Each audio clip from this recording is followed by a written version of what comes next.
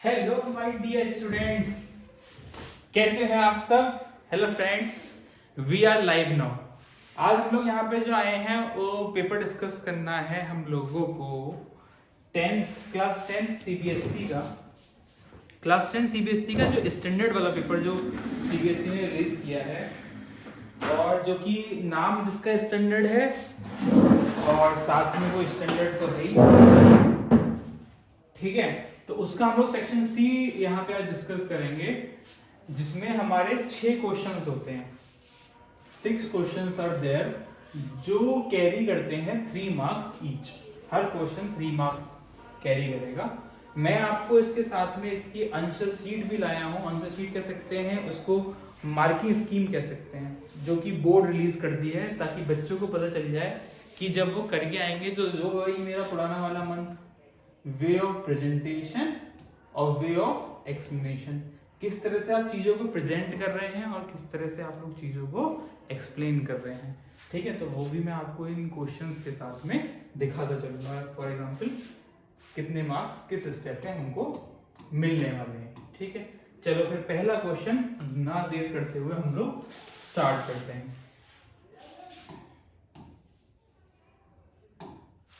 National art convention got registration from students from all parts of the country, of which 60 are interested in music, 84 in dance, 60 in music, 84 in dance, 108 interested in handicraft.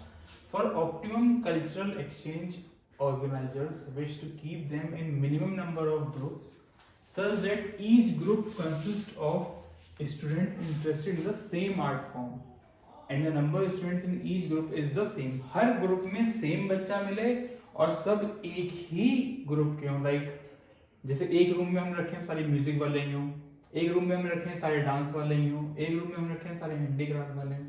Find the number of students in each group, कितने बच्चे हर group में आएंगे। Find the number of group in each art form and how many rooms are required if each group will be allotted a room, हर एक को room मिलेगा। तो ये तुम्हारा चैप्टर 1 का क्वेश्चन है, HCF LCM वाला। तो हम लोग यहाँ पे इसका HCF निकाल लेते हैं। किस किस का HCF निकाल लेते हैं? 60 का, 84 का और 108 का। 60 का HCF हमने फैक्टर्स करे, ये आ गए। 84 के फैक्टर्स करे, ये आ गए। 108 के फैक्टर्स करें, ये आ गए। हाईएस्ट कॉमन फैक्टर, ठीक है। 2 इसमें भी है, इसमें भी है, इसमें भी है। 2 2 2 3 3 3, यानी कि 2 × 2 × 3 HCF आ गया आपका 12, ठीक है। तो अगर हर नंबर को हम लोग डिवाइड कर दें 12 से, 60/12, 84/12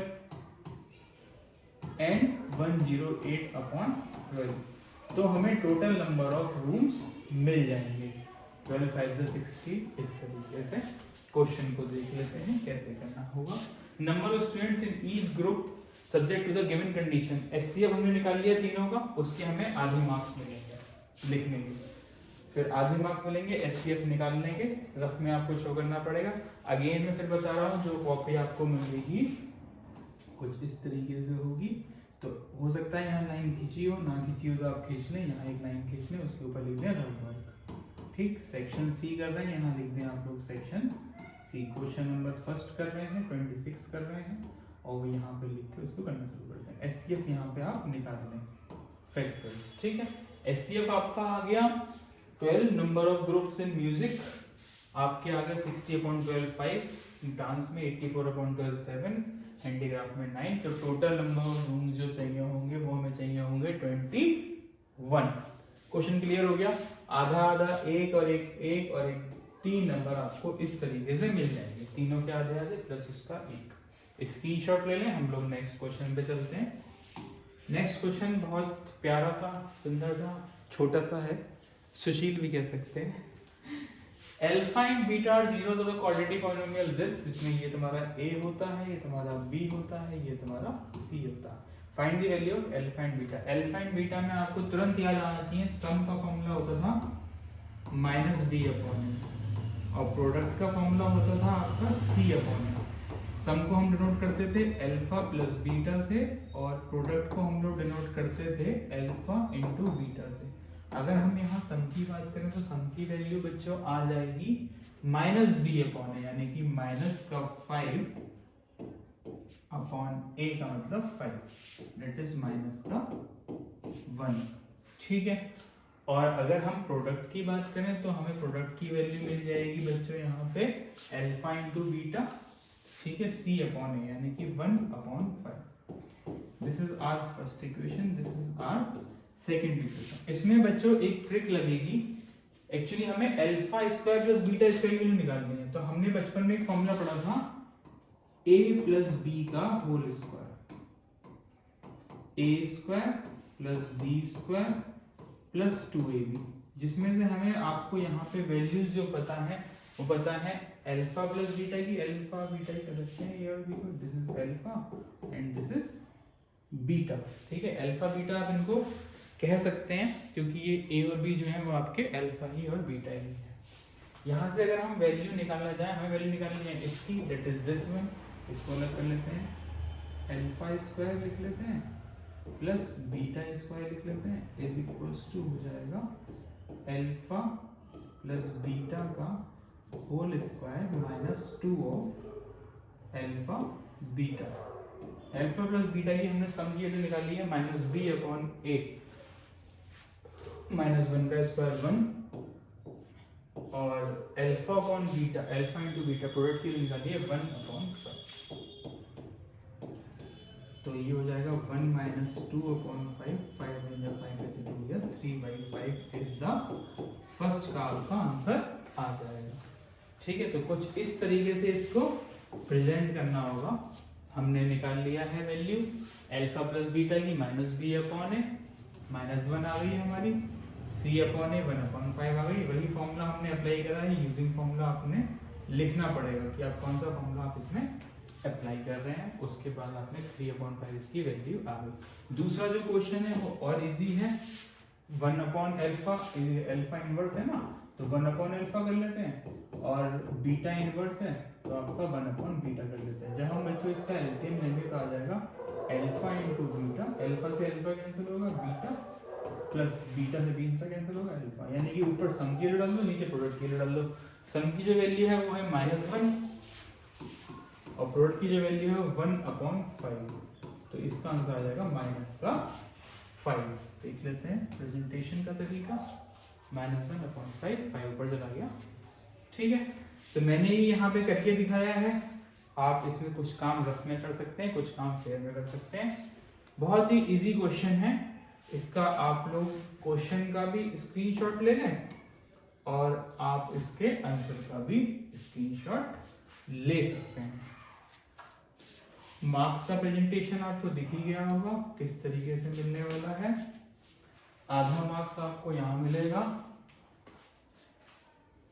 आधा मार्क्स आपको यहाँ मिलेगा, ठीक है, और आधा मार्क्स आपको यहाँ मिलेगा। ये इजी क्वेश्चन था स्टैंडर्ड के हिसाब से, 27, 26 भी इजी था। चलो फिर बच्चों नेक्स्ट क्वेश्चन पे चलते हैं। नेक्स्ट क्वेश्चन क्या कह रहा है? नेक्स्ट क्वेश्चन कह रहा है हमारा the sum of 2 digit number. बच्चों 2 डिजिट नंबर जो आपका होता था वो कैसा होता था? 10x plus y। सपोज आपका 54 है, मैंने आपको क्लास में भी कई बार बताया है। तो ये होता है आपकी वंस, ये होती है आपकी टेंस। तो वंस वाले को तो हम 1 से मल्टीप्लाई करते हैं और टेंस वाले को हम लोग 10 से मल्टीप्लाई करते हैं। तो ये जो नंबर है वो बना है xy, इसलिए 10x प्लस y करा है। बात समझ में आ रही है? अब इसको जनरली रिवर्स करना पड़ता है। रिवर्स करने का मतलब 54 का हो जाएगा 45, इसका मतलब हो जाएगा 10y प्लस x। क्वेश्चन पढ़ लेते हैं क्या कह रहा है। The sum of a 2-digit number, let the 2-digit number be 10x plus y.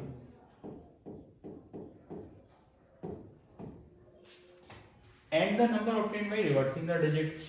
सम करना है तो इसको रिवर्स कर दिया, is 66। जब हम इसको सॉल्व करेंगे बच्चों तो इक्वेशन मिल जाएगी 11x 11y।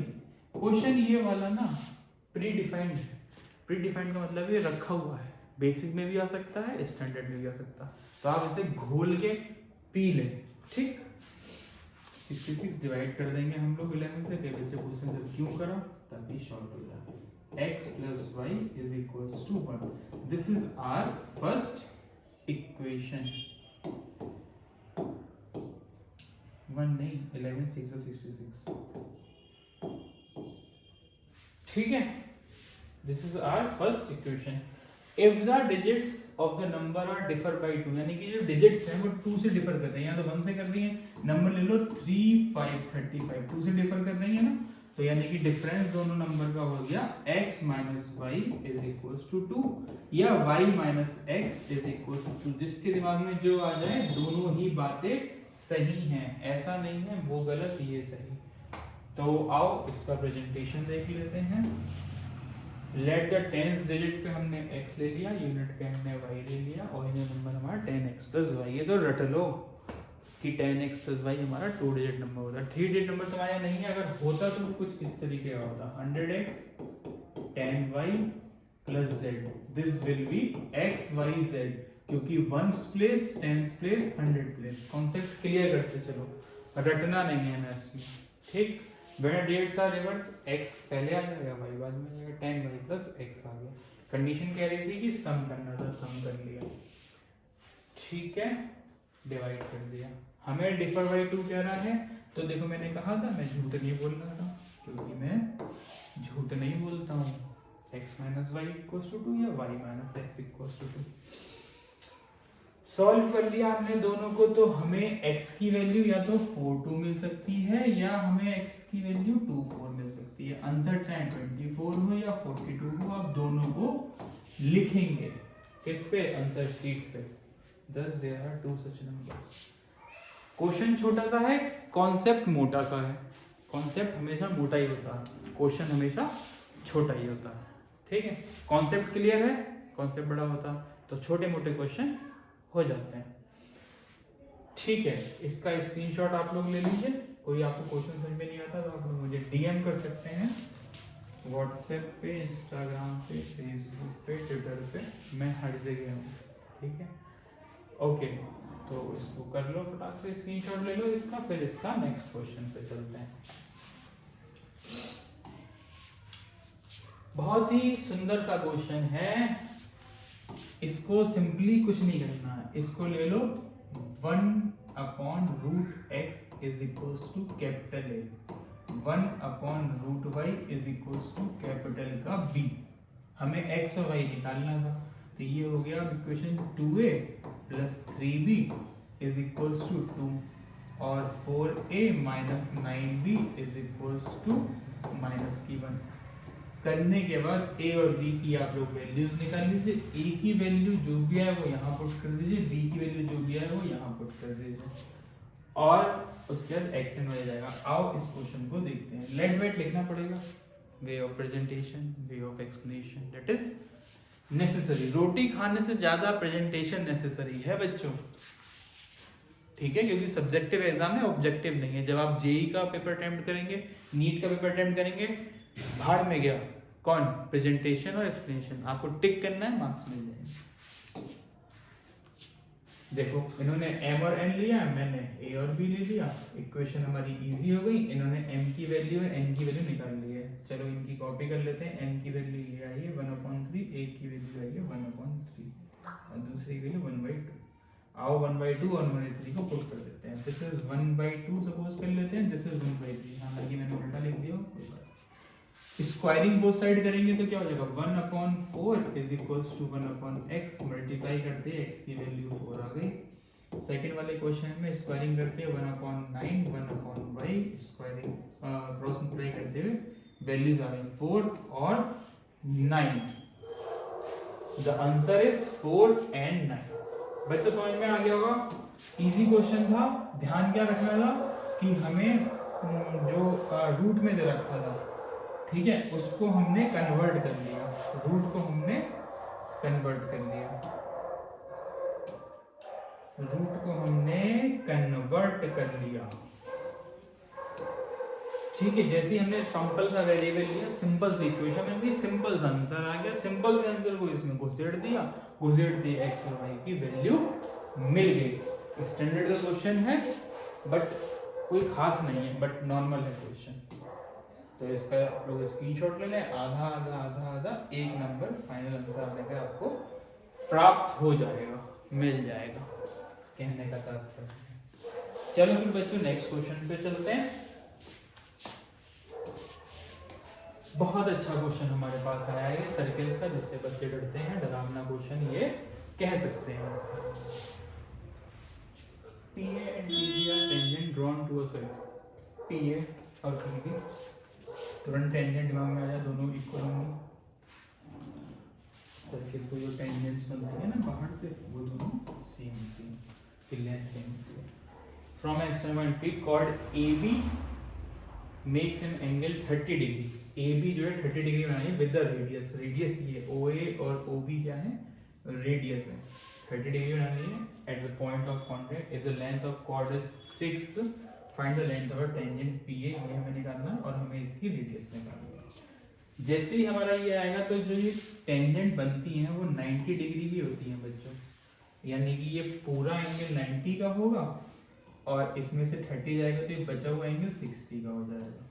जब ये 60 हो जाएगा तो PA और PB बराबर है, तो ये भी 60 हो जाएगा।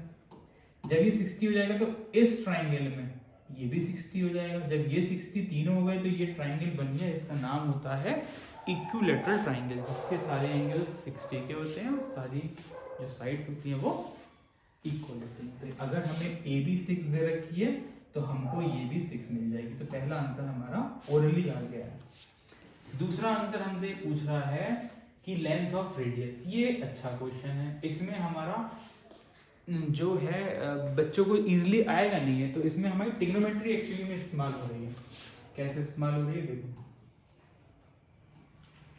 हमारे पास ये लेंथ 6 आ गई, इसका नाम A लिख दो, इसका नाम B लिख दो, इसका नाम O लिख दो, ये है 90 डिग्री। ठीक है, अब ये 60 है तो इसका आधा बच्चों ये हो जाएगा 30। इक्वल ट्राइंगल में जब हम 20 से उसको डिवाइड करते हैं तो वो एंगल्स भी उसके इक्वल पार्ट से डिवाइड हो जाते हैं, यानी 60 के आधे आधे आपके 30 हो जाएंगे। अब आपको इसकी वैल्यू निकालनी है, इसकी वैल्यू आपको नहीं पता। अगर हम बात करें इसको सीधा रख के, क्योंकि टेढ़ा है थोड़ा सा, इसको सीधा कर लेते हैं तो बच्चों को अच्छा लगेगा देखने में, सुंदर लगेगा देखने में।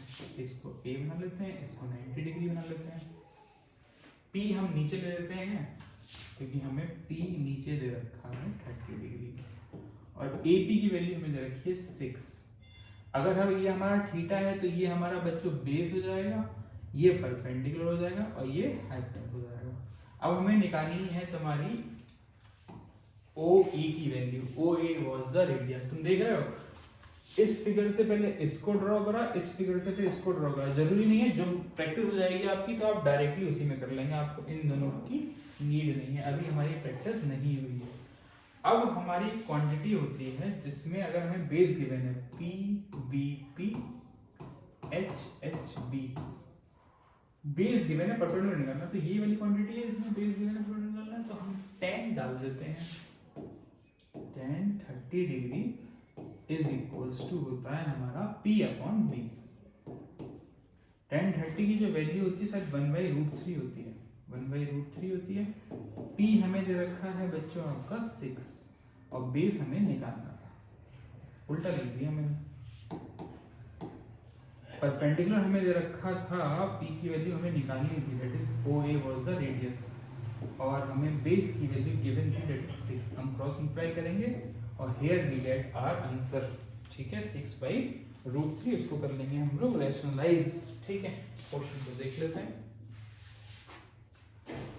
6/√3। ठीक है, तो क्वेश्चन पे आते हैं। OAB 30 डिग्री दे रखा था आपको, OAB ये वाला एंगल। ठीक है, फिर आपने उससे OAB 90 डिग्री होता है, ये आपको रीजन लिखना पड़ेगा जो कि बहुत अनिवार्य है।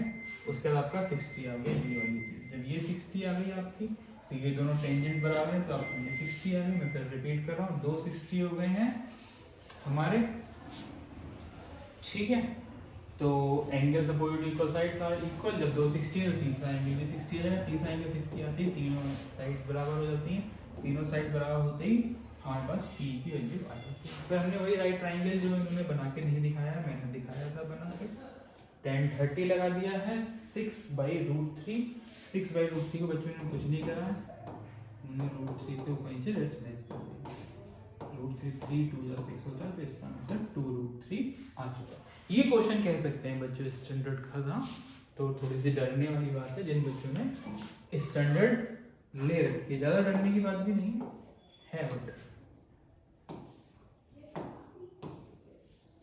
इसका फटाक से स्क्रीनशॉट ले लें आप लोग, और इस क्वेश्चन का भी आप लोग स्क्रीनशॉट ले सकते हैं ताकि आपको ये क्वेश्चन करने में इजीनेस हो जाए। स्क्रीनशॉट क्वेश्चन का आपने ले लिया, आप लोग बहुत फास्ट हैं, fast and furious. 29th question है जो कि बहुत अच्छा क्वेश्चन माना जाएगा इसका। इस इनिंग की एक अच्छी बॉल हमने यहाँ पे डाली है कि क्वेश्चन नंबर हमारा है 29, इसको आपने नोट कर लीजिए।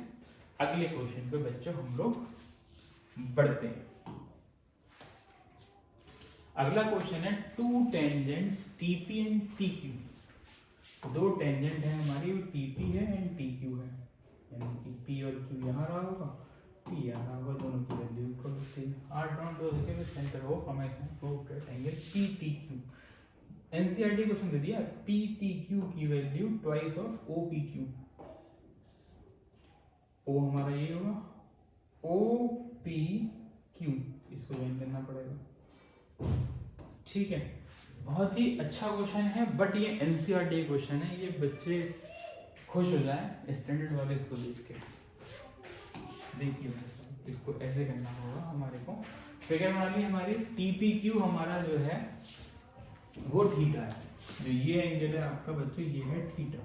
जब ये थीटा है तो ये साइड और ये साइड बराबर होती है, तो ये भी थीटा हो जाएगा, हाँ या ना। जब ये थीटा है तो ये जो 90 होता है पूरा ये वाला एंगल, तो ये जो बचा हुआ एंगल होगा वो आपका हो जाएगा 90 माइनस थीटा, हाँ या ना। ये हमने लिख दिया है OPQ की 90 माइनस थीटा। TPTQ बराबर है आपका, उसको हमने थीटा पहले ही ले लिया। कुछ नहीं करना, आप सिर्फ और सिर्फ एंगल सम प्रॉपर्टी लगा देनी है। किस ट्राइंगल में? PTQ ट्राइंगल में। क्या कहता है PTQ triangle? Angle PTQ plus QPT is equal to 180, ठीक है। थीटा प्लस थीटा डाल दिया, PTQ की वैल्यू आ गई 180 माइनस 2 थीटा। तुरंत यहाँ से 2 कॉमन लिया, 90 माइनस थीटा आ गया। 90 माइनस थीटा की वैल्यू हमने ऑलरेडी निकाल दी थे, वो थी हमारी OPQ की, वो हम वहाँ पे पुट अप कर देंगे। एनसीईआरटी क्वेश्चन है, ज्यादा एक्सप्लेन करने की मुझे नीड नहीं है, बट एक क्वेश्चन आ सकता है। मैंने उस टाइम भी आप लोगों को इंपॉर्टेंट ये क्वेश्चन मार्क कर दिया। इसका स्क्रीनशॉट ले लें और हम लोग अब नेक्स्ट क्वेश्चन पे चलते हैं। नेक्स्ट क्वेश्चन हमारा क्या कह रहा है?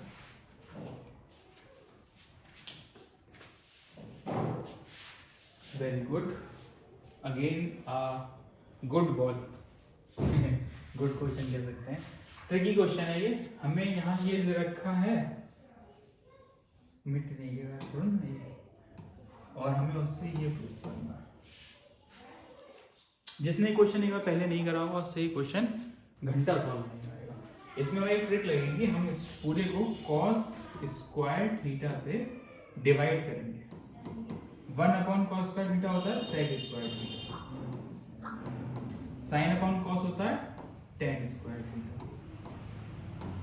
और 3 sin theta into cos theta upon cos square theta में ये कैंसिल हो जाएगा, sin अपॉन cos tan, यानी कि 3 tan थीटा आ जाएगा।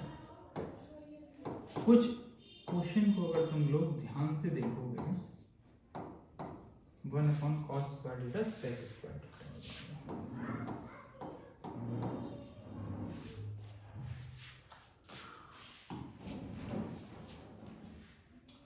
ठीक है, तो अभी ये सब tan में है, तो इसको हम sec को tan में कन्वर्ट कर लेंगे, 1 प्लस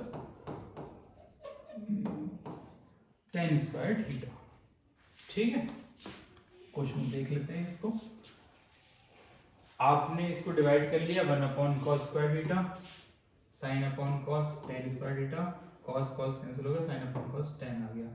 sec स्क्वायर थीटा को कर लिया 1 प्लस tan स्क्वायर थीटा से, tan स्क्वायर थीटा और tan square theta 2 tan square theta हो गया, और ये 3 tan थीटा दे रखा था। हमने क्या करा, सबको इस तरफ ले गए। जब हमने सबको इस तरफ ले गए तो ये इक्वेशन कुछ जो आपकी बन रही है वो कुछ क्वाड्रेटिक इक्वेशन टाइप की बन रही है। इसमें आप tan थीटा को अगर y पुट कर लो तो ये रहेगा 2y² minus 3y plus 1 is equal to 0। इसके आप फैक्टर्स निकालेंगे, हमने x लिया हमने y की बात है। फैक्टर्स आपके आ जाएंगे 1 और 1/2, that is the answer. y क्या था, tan थीटा था, tan स्क्वायर थीटा कर लिया, tan square theta plus tan square theta 2 tan square theta लगा तो 1 plus 2 tan square theta minus 3 tan theta is equal to 0। इसको अरेंज कर लिया तो 2 tan square theta plus minus 3 tan theta plus 1 is equal to 0। और आप इसको कर सकते हैं। क्वेश्चन ये इजी था, बट जिस बच्चे को ये क्वेश्चन पहले उसने नहीं देखा होगा तो बहुत देर मेरे माइंड पे स्ट्राइक करेगा कि हम इसमें क्या करें। हम इसमें cos स्क्वायर थीटा से पूरी इक्वेशन को डिवाइड करें। अगर LHS और RHS वाली इक्वेशन होती है तो हमें जो भी कुछ करना होता है वो बोथ साइड करना होता, चाहे हम ऐड करें, चाहे हम सब्ट्रैक्ट करें, चाहे हम मल्टीप्लाई करें या हम डिवाइड करें। तो इस क्वेश्चन को फटाफट आप इसका स्क्रीनशॉट ले लें और इसके आंसर का भी आप लोग स्क्रीनशॉट ले लें। प्रेजेंटेशन का मार्क्स आपको दिख जाएंगे और हम अगले क्वेश्चन पे प्रस्थान करते हैं।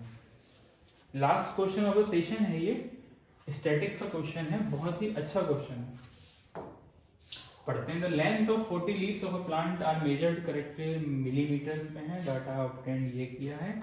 मीन लेंथ निकालनी है, यानी कि बेसिकली मीन निकालना है, sigma fi xi upon sigma fi। ये तो आपका डायरेक्ट मेथड है, फिर आपका एक एज्यूम मीन मेथड आता है, फिर आपका एक डेविएशन मेथड आता है। हम इसमें एज्यूम मीन मेथड को अप्लाई कर देते हैं।